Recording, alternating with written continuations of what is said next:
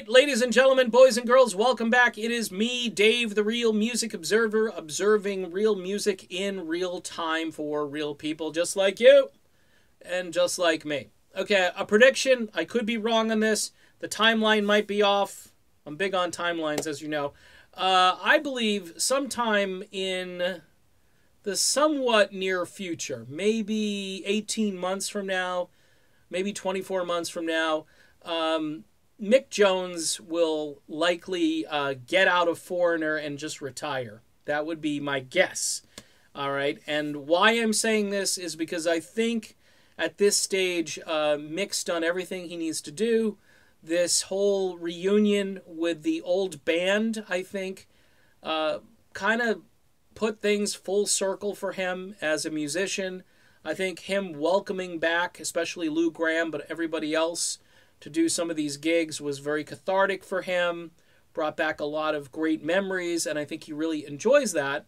But on the other side of the coin, there are a lot of these concerts where Mick will not perform the first few songs. There'll be just Bruce Watson up there, by the way, who's a really accomplished player. And this is another reason why I think you'll probably see Mick just give the keys over to these guys and say, hey, 74 years old, he's probably got a little, maybe too many miles on this car, and he probably wants to just retire and enjoy his life.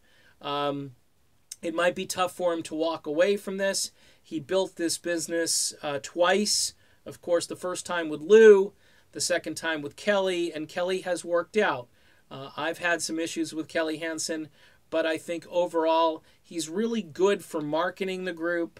He's an exciting front man, and he's hitting it off, by the way, with Lou Gramm, which was kind of surprising that the two guys would sort of gel and get on so well, but they have, which has made things even more likely that I think Mick steps away from this. I mentioned Bruce Watson. He's played with Rod Stewart, B.B. King, Christine Aguilera, who I'm just a little baffled that she needs a guitarist, but Bruce is a very accomplished guy, and he's been filling in where Mick is off stage. Bruce picks up the slack and just kills it. You also got Jeff Pilson in this group, who's really rock royalty, part-time member of Dokken, as well as being in Foreigner, and just kills it every time he's on stage.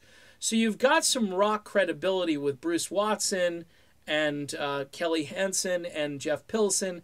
I think at this point in time, it would not be surprising to see Mick Jones kind of step away from the store and say, you guys run this store.